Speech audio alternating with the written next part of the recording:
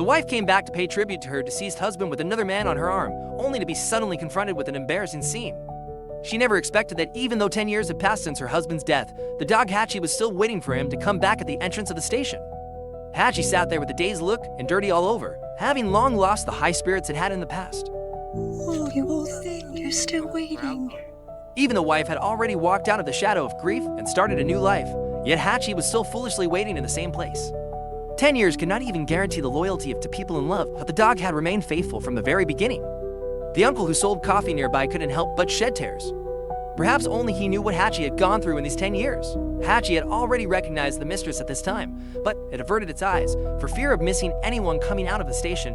This is a movie that has never dropped out of the top 10 on Douban, with more than 1.4 million people giving it a tearful score of 9.4. Even though people already know the plot, they still want to watch it. It's the story of Hachi. The first encounter between Hachi and its master was at a busy station. Perhaps it was fate's arrangement that it blocked the way of the music professor who was coming home late from work. Hey, buddy. Lost? Fortunately, the professor was very kind and knew that such a clean little dog couldn't be a stray dog. However, even after the last bus had left, the dog's owner still hadn't shown up. So the professor went to the station management office, intending to foster the dog there until its owner came to claim it. But the administrator said that they could only keep it for one night at most. If no one came to adopt it the next day, it would have to be sent to the stray animal shelter.